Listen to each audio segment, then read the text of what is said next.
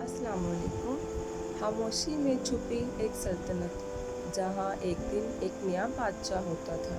7 भाई, 7 दिन, एक तख्त और एक ऐसा राज जिसने पूरे मुल्क को हिला कर रख दिया।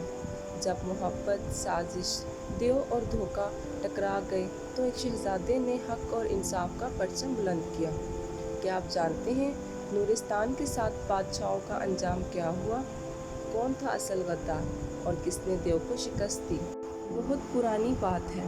एक सरसब्ज़ और शादाब मुल्क था जिसका नाम नूरिस्तान था।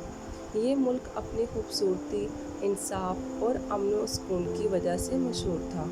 इस मुल्क में एक अनोखी रवायत थी। यहाँ 7 भाइयों की हुकूमत थी, जिन्हें अवाम 7 सूरजों के बादशाह कहते थे। हर बादशाह हफ्ते का एक दिन हुकूमत करता था, यानी पीर को नूर इलियास, मंगल को नूर तलहा, बुध को नूर जाफ़र, जुमेरात को नूर सुलेमान, जुम्मे को नूर तैमूर, हफ्ते को नूर फ़याज़ और इतवार को हुकूमत करता था।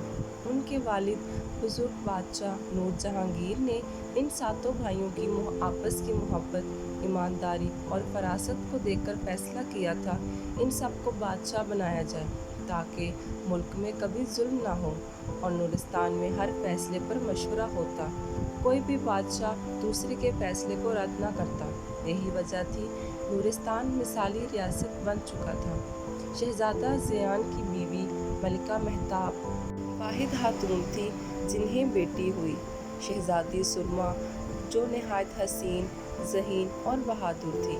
बाकी 6 बादशाहों के बेटे थे जो बड़े होकर मुल्क के मुख्तलिफ हिस्सों के निगरान बन गए। एक दिन दरबार में एक परेशान हाल बूढ़ी औरत आई।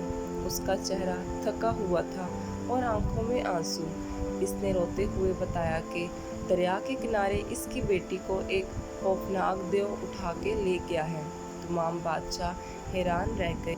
उनके पुरअमन मुल्क में देव कैसे आ गया? उन्होंने अपने वज़ीर शरफुद्दीन को देव को तलाश करने का हुक्म दिया, लेकिन शरफुद्दीन एक चालाक इंसान था।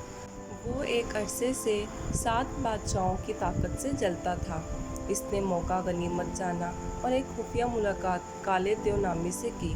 देव ने कहा, अगर तुम मुझे रोज़ 10 जवान लड़कियों का खून दोगे तो मैं 7 बादशाहों को ख़त्म कर दूंगा। शरफुद्दीन राज़ी हो गया। इसने बादशाहों के बीच में साजिश फैलाई, गलतफहमियां पैदा की और मुल्क में बगावत कर दी।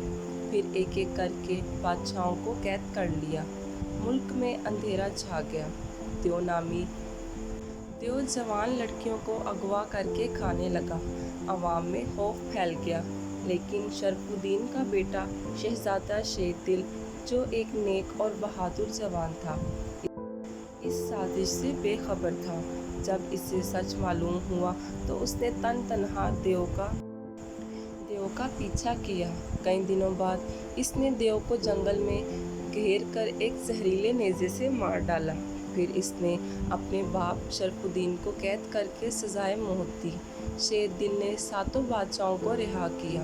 उन्होंने इसकी शुजाअत से मुतासिर होकर फैसला किया कि अब शेरदिल ही 7वां बादशाह होगा, जबकि नूर ज़ियान मशीर आला बन गया।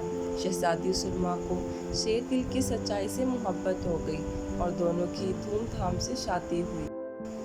बूढ़ी औरत को महल में इज्जत के साथ रखा गया, मगर अफसोस कि इसकी बेटी कभी न मिल सकी।